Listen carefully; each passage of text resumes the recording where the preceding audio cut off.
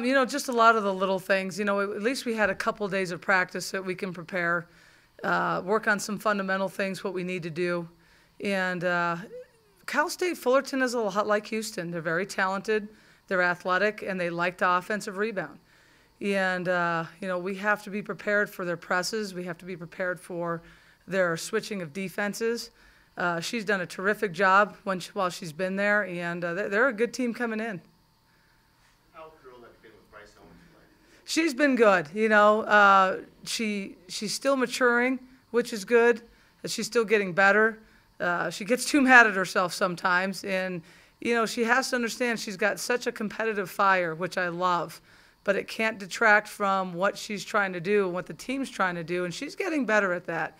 But her fire comes from within because she wants to win, and she's so competitive.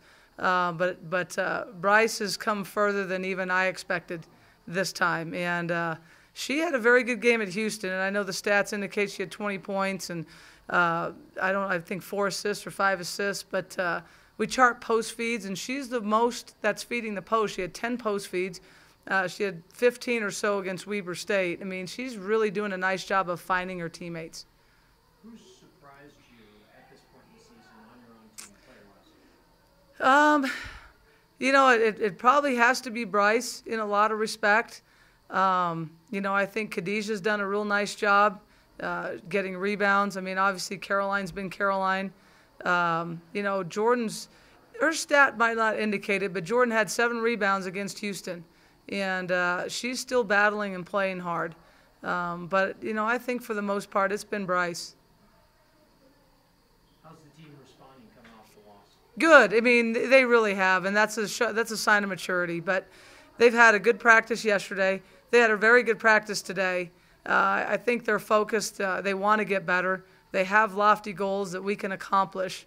And it starts with one game at a time, so we'll make sure that we get that. What are the lofty goals that they've set that you think that they can accomplish? Well, I think we can win the conference. I think winning the Mountain West Conference is one of them. I think, in our statistical categories, being in the top 3, they really want to do that. We have our goals in our locker room of what we want to do, plus 10 on the boards. Things like that. And those are things that the opponent's really trying to take away from us. So we can't just show up and get those done. But they're working hard to accomplish those, and I'm proud of them for that.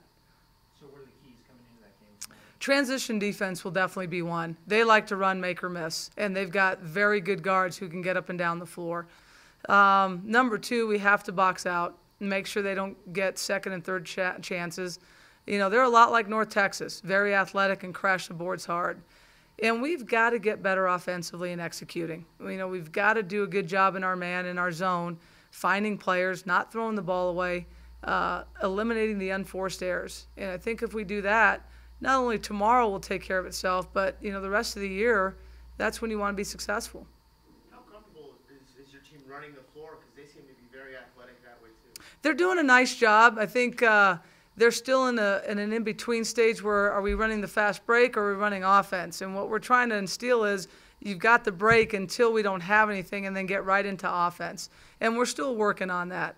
But they're getting better at it. And players never cut harder than coaches want.